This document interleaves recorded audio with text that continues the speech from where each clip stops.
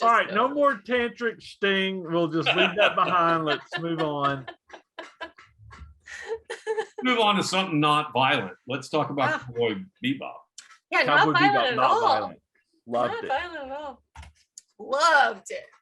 Well, All right. initially, I You're like the cowboy. You start. You're the cowboy. all right, Bebop expert.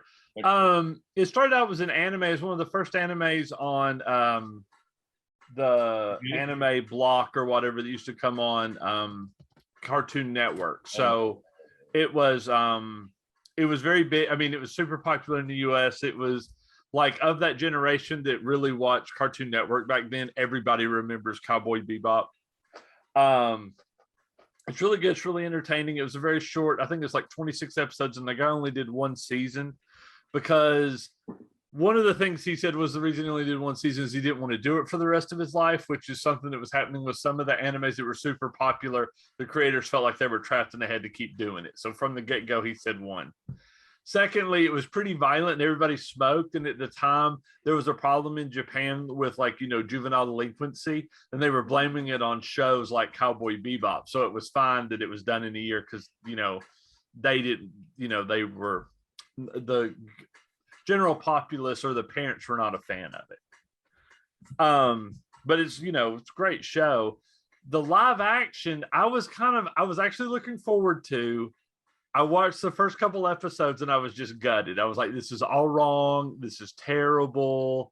These aren't how the characters are supposed to be. This isn't, Jet Black's supposed to be, super tall and like really big. And then, Faye Valentine is totally different from the character in the show, looks different, the whole thing.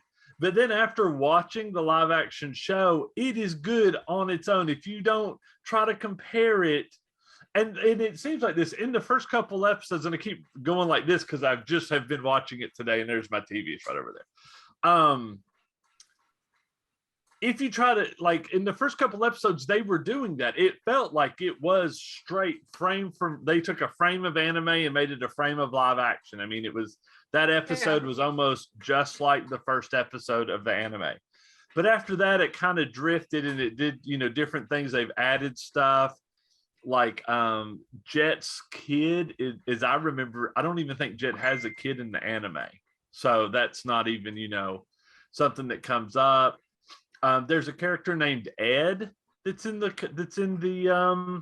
anime that's not in. She's a member of the crew, and she's not even in this at all. And I'm the dog, which is Corgi. huge. They've only used him a few times, and then they leave him at the dock at the one episode, which is. Not something they would have done in the anime, but at this point, Ooh. Hey, PETA and like live animals on set. I mean, come on. But I love, I liked the anime and I do like this show, but I don't. But you can't compare them. Like Vicious.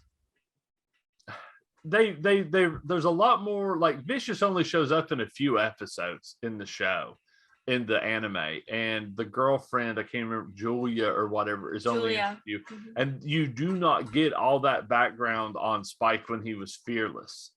So, so it's very different. And if you want to sit and compare it to the anime, you're just going to get mad and say it's terrible. But if you look at it as like an homage to the anime, it's entertaining. It's good. I really loved it. I found it very enjoyable. I could tell that it was an adaptation of an anime or a cartoon because of how they put it forward, how they dress the characters. You can tell the time period in which it was from. It's very smoking as a reward, as like this cool guy thing, which again is like all the time cool period of what it was. Yeah, it was like the first episode they walk in the casino and they start blowing fuckers away. And I just loved it. It was amazing. It was very fun and very like kitschy, cool kind of, tough guy. And the name of it, like I've never seen the anime. I never saw it. I heard of it, but I never actually watched it. Whereas like my sister, she watches all that stuff and she told me about it and I was like, well, I'm excited, you know, that kind of thing. She told me about it way back when and I just never got around to it because I'm not really an anime person, but really enjoyed it. Like I was just surprised, but it was so much fun. It was easy to like Spike. And then as the series rolled on, you're like, oh, there's all this complicated backstory, and having Vicious and Spike having that animosity gives it a good path for a live action series where you can say, well, he's clearly the bad guy and he's clearly was this, and then he had like this moral dilemma, and then he's kind of switched over because of the love of this woman and they're both in love with her, you know, that kind of thing. And then I don't like her. I don't like Julia. I just don't.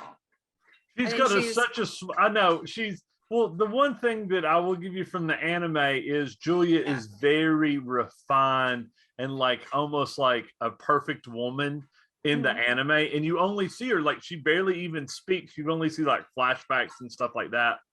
Yeah. And then she's in this, a shell of a person. like a bimbo.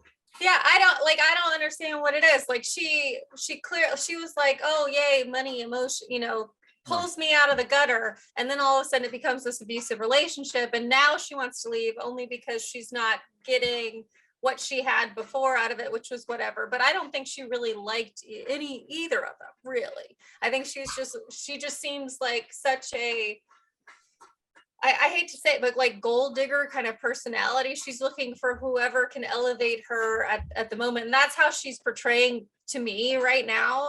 Being I am a feminist, so that's cool. We're cool with that. But like, I just don't like her as a character, and I don't think that I'm supposed to.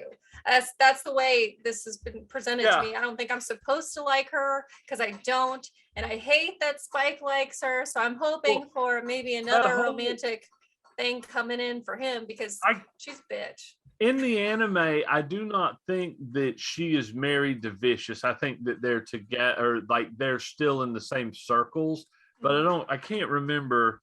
I think in this they did that as a clear point to show how trapped she was, to show how Spike, she could never be really attainable to him, but yet he's a point of contention between him and his not really his brother, but they're like blood brothers or like best buddy kind of thing. And that whole I get that. So it's a level of, here's another reason, here's the reason why our relationship soured, here's a layer upon why we can never make things right and why we ultimately want to kill each other and hate each other so much. So I get it. I get why the writers did that. I get all that, but I just don't like her. And one of the writers is Christopher Yost, who's done wrote a bunch of Marvel comics back in the early to mid 2000s. So it's always good to see. And I see that a lot. I see a lot of comic book writers showing up on Netflix TV shows. I find it kind of interesting. It's nice. I tell you, the one thing that drew me the first time I knew what Cowboy Bebop was, and I'd seen the Cowboy Bebop movie, which the movie is not at the end of the series. The movie's like a big episode that would have been towards the end of the series. But I remember seeing that back in the day. But the first thing that I heard, the first thing that made me go, wait a minute, what is this? Is the jazz theme to Cowboy Bebop. I love that. The lady who wrote it, she does all the music for it, and she did all the music for this. And her name is, I think Yoko Kanno. Hold on. Yoko Kanno, Knno, and I just think that in the they're not using it so much here, but in the series, in the anime, there was a ton of jazz and blues all through it that was really, really good, and it was all done by her. And it was originally on Adult Swim. It was one of the first shows on Adult Swim, and it came out here in 1998. So I had seen it here and there, and it was one of those shows that I was always like, that's pretty cool. I need to go and watch that, but I never watched it. And then when we started watching this, I watched the first one, and like you said, Sarah, I was kind of like, oh, wait a minute. This is definitely, it had that feel, like some of the way it was framed. I'm like, this is taken from anime. So what I started doing, I think I'm 3 episodes in, but what I've done is gone and watched the original. Like I Oh. went back after watching the first, I went back and watched the first episode. And then I watched the second, and then I watched the second. So I'm like a couple episodes ahead. I watched the old one, and then I watched the live action one. And like you said, they're not like I said, I'm in the third one, so they're not exactly matching up like they were, but it kind of is to a little bit, But it just made me want to go watch those. Yeah. There's to me, at least the little bit that I've watched, there's a little bit of a film noir thing going with it, which I really like. Which is especially in the anime itself. There's a little, it's really cool. Yeah. And Spike Spiegel's character is based on a Japanese actor that did a big cop show for years. And it's also somewhat based on another anime series called Lupin, and Lupin the Third, which he's a criminal master. He's from a criminal master. I know Lupin. Wow, I know that one. Yeah, and that's kind of because if you see certain things of Spike, he looks like Lupin. So, yeah, and that, yeah, I mean, like as I'm watching these, I'm like, okay, I got to go back and watch the anime again. Because like, especially when you get to the stories that are deeper into Faye's life and stuff, the anime is much better than the live action when it comes to Faye Valentine. So I think you're right and I think it's kind of even like we talked about Wheel of Time. It's kind of the same thing. You have to let the new medium be whatever that new medium is. Yeah. And then sort of enjoy it for what it is. Well, but I'm liking both of them, but I get it that there's more to, in a sense, there's more to the. And there's different writers' flavors. The director has a flavor. They all stir it in the pot together. You remember when you're doing animes, it's the same creative team doing every episode. They're all doing it all, and it's just one season is just one long story. And you don't have actors doing the characters. You have people that are actually. But you had the same voice actor doing the right. And then pardon me, but it's like one long story. Whereas this, or with any live action, you're gonna have you could have a different writer and a different director on every episode. Yeah, they do. Yeah. Yeah. And then you'll watch some things where they have one writer and one director goes through the whole thing. So, but you're talking about, you just got to let the new medium have it and just go with it. And like, I feel like I did that with American Gods because that's one of my favorite books. And I was like, you know what? I'm going to let you guys do whatever you want. And I'm going to be there for you. And I'm just going to watch it. And I'm going to enjoy it. And then they screwed me at the end. They literally got to the meat of the story, the good part. And then they go, oh, we're going to cancel it. Yeah. And I'm still, and will continue to be angry about that probably for, I don't know, another decade if I live that long. I did like that book. I was hoping for the show. I only watched the first season. Yeah, if you were a really big, I'm a really big fan of the book, but yes, I had to let it go because it was so far from but it was his vision. Like Neil Gaiman was involved in it. And it's like, I should have learned from Johnny Mnemonic. William Gibson is my favorite author, and he actually wrote the screenplay to Johnny Mnemonic. And I tried to watch it again the other night, and I'm like, I can't do it. This is just horrible. It's so bad. I'm like, dude, you wrote this? Damn you. Yeah, the American Gods audiobook is very good. That's good. That's for anyone who's looking for an audiobook, that is a really good. That is an excellent audiobook. They have a full cast version. Yeah, it's I had read the book, and when that came out, I heard part of it and went out, and then I went through it again because of that, because I was like, man, that's. And if you want to talk about full cast audiobooks, there's a full cast audiobook of World War Z by Max Brooks. And being that Max Brooks is a pretty well-known voice actor, and his father is Mel Brooks, they've got every great actor to come in and do it. Alan Alda's on it, both of Carl Reiner and Rob Reiner. Really? Yeah, he got everybody to come do it. It's great. Oh, Well, awesome. and the movie, of course, has been referenced in a South Park. Well, the movie's the movie's not They even the made book. it. So there you go. The book is the idea he got from the book was something by Studs Terkel, where he went and interviewed people about World War II.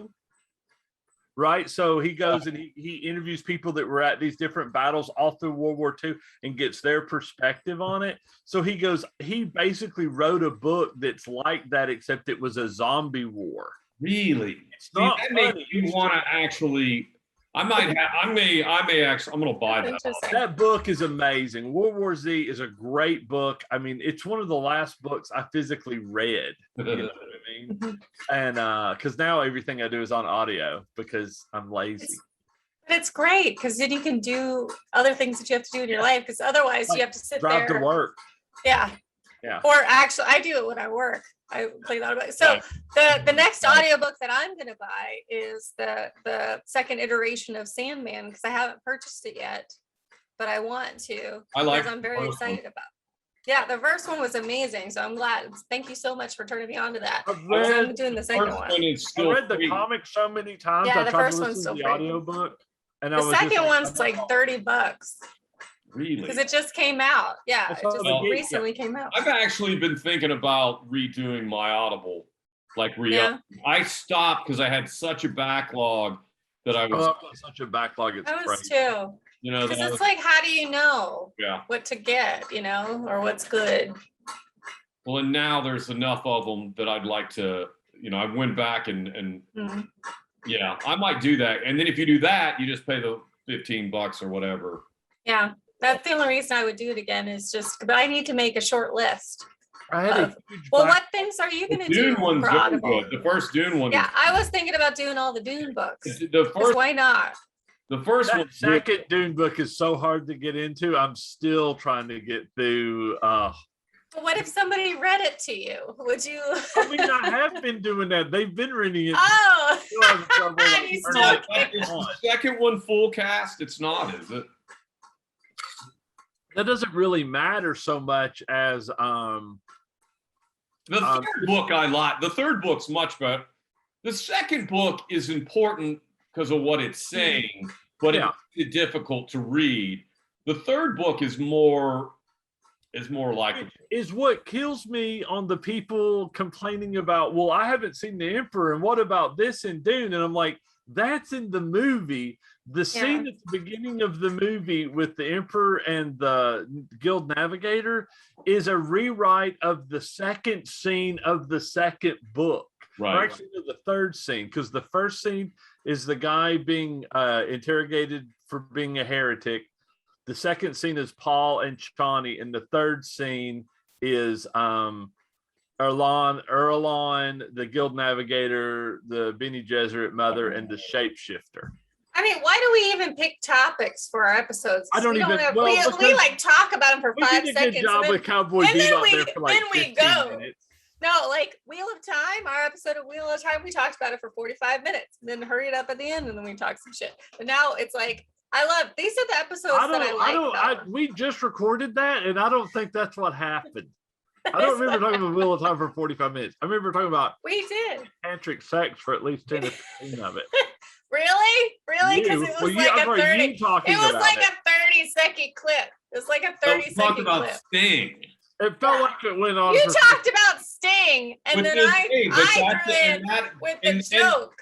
And which is a Dune reference. So there's a tie-in with Dune with Helm. So Yeah. we could have There you actually go. put it in the Go Dune. back to Yeah. Dune. I'm sorry you can't handle my All jokes, episodes Chip. go I'm back sorry. to Dune.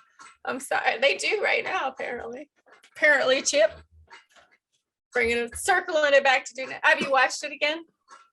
Did you watch it in the theater? I tried to watch it. No, I never went and saw it in the theater. I watched it like 2 or 3 times on TV. I really want to watch Today it. I went to Yeah. watch it again. I do too. I haven't yet. I haven't. I either. haven't yet. I It's keep on thinking the about it. convenience of my house, and my TV is so freaking huge anyway.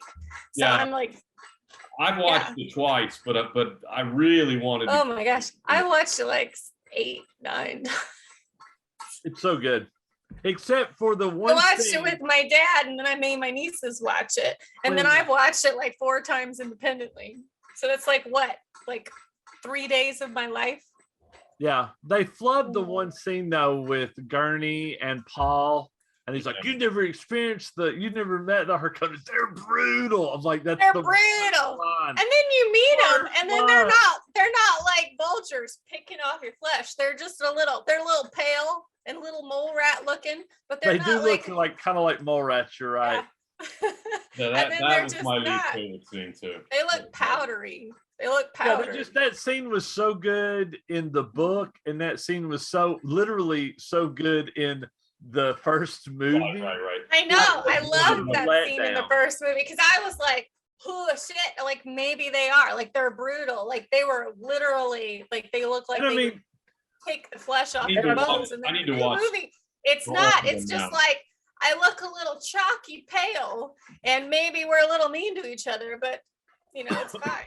And then at work the other day, I asked somebody to do something. They said they were not in the mood. And I said, mood is for cattle and love play. And they're like, why are you so weird? I'm like, I can't help it. I didn't get that.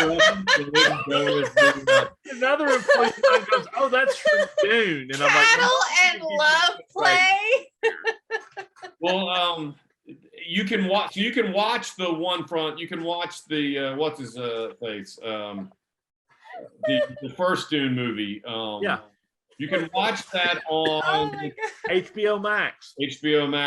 And you can watch Blade Runner the director's cut. Yeah, on HBO. I haven't seen the director's cut. What's the big difference between? It's a little bit longer. You'll know, Chip. I don't. Hold on, I can tell you exactly. Tell me exactly. I want to know which scene. It doesn't have the narration. Okay. There's no overdub. I would probably love that. The Unicorn Dream. The Unicorn Dream is in it. And there's the fight scene at the end is extended a little bit. That sounds good. Yeah. There's a group of us that saw it in the movie theaters when we were kids, and we love the narration because it just doesn't feel like the same movie without the narration. I kind of like that better too. If you take the narration out, I feel like it's kind of like if you were to watch the first Dune movie with none of the thoughts. But what's really bad is there's an extended version of that Dune movie, which I have. I bought a steelbook DVD before Blu-rays came out of Dune. I watched the extended first Dune. Yeah, it has the extended version. Mm-hmm. It's awful. I mean, it's really just drawn out. People think that Dune is bad, or whatever. And I'm like, no, it's great if you compared to the extended, because they'll have like these thoughts and they're like really long. And you're like, like the very beginning, the Emperor's like, well, why are they here? And he's doing all this stuff. And you're like, oh my God, stop. That's terrible. I mean, it is bad. And it is really long. And you can tell the scenes they cut because they never went in and did the special effect to make the blue. Right. Kind of like watching extras on stuff where they don't have all the CG. Yeah, they don't have all the effects. Like blue eye contact. You can tell when they've added, and it'll be like a scene where they'll go into the scene and their eyes are white, and then in the middle of the scene it'll be blue because that's when they put it in. And the end of the scene they'll go back to white. And by the way, which I thought was cool, which I wish they would do this effect, and they kind of did it in the new Dune movie, but they made reference to it. Their eyes don't glow. Their eyes look black. Their eyes look like they're so dark blue that their eyes have it would probably be very like navy blue. Yeah, they're like black. Like you see people with those. Like you can't see an iris. Yeah. Yeah, you can't see it's all black. It's like trying to pick a navy blue suit out of your closet when you got a bunch of black suits you can hardly tell. You okay there, buddy?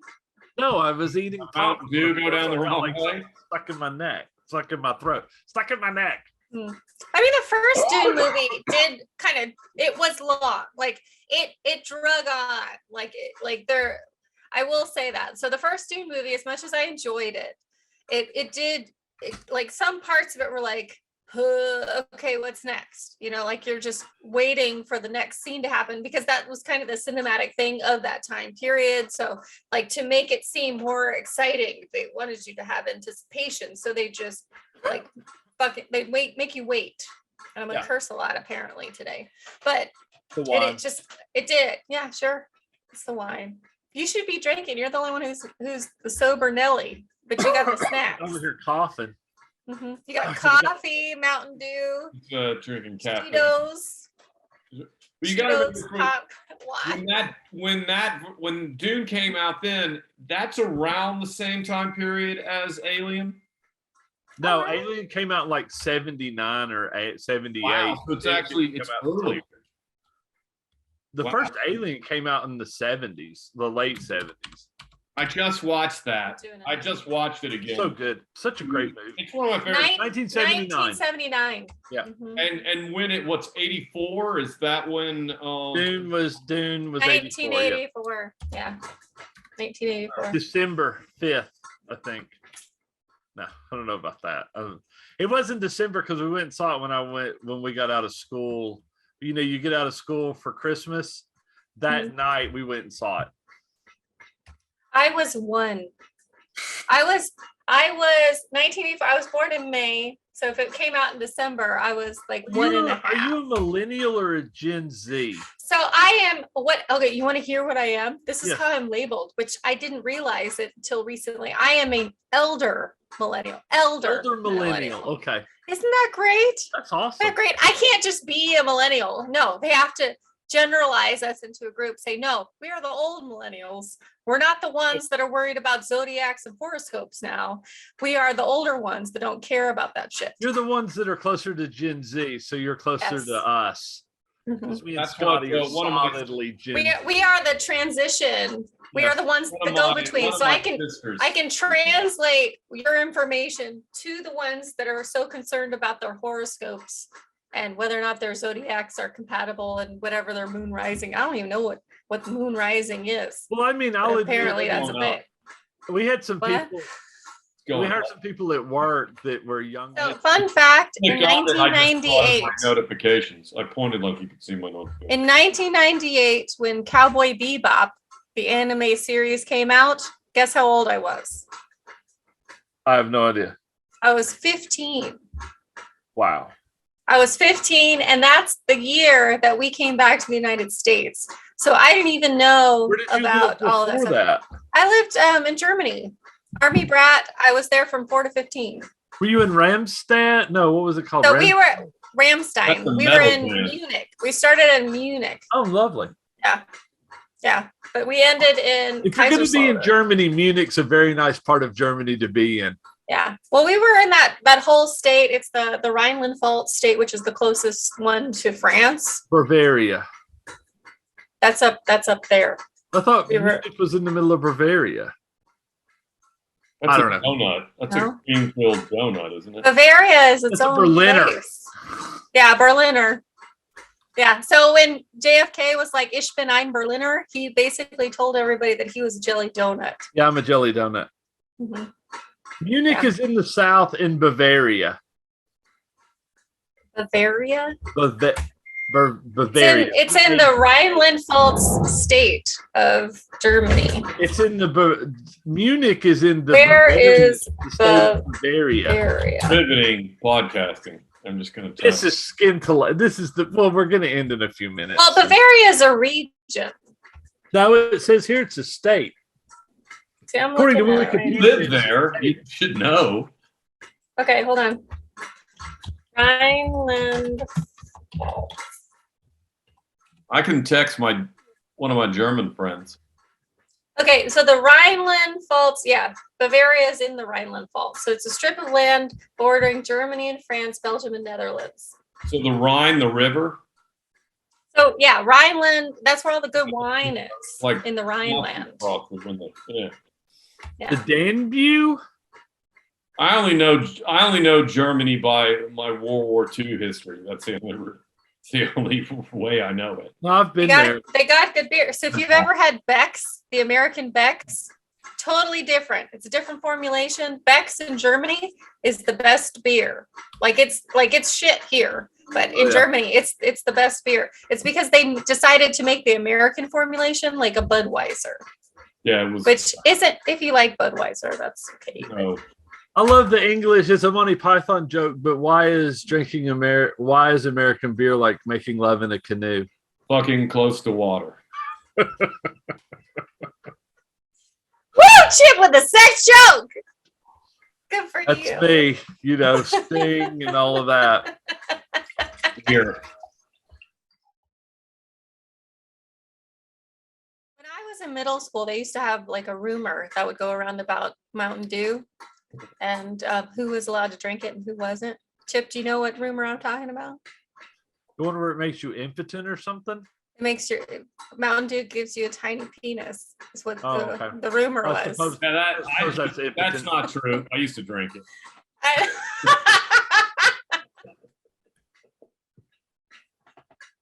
I'll be here all week. Perfect.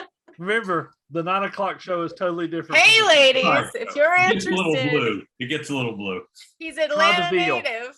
He's an Atlanta native, and he wasn't intimidated by the tantric sex joke that we had in the last episode. And Sting in general. Hey, I'm actually a big Sting. I love Sting.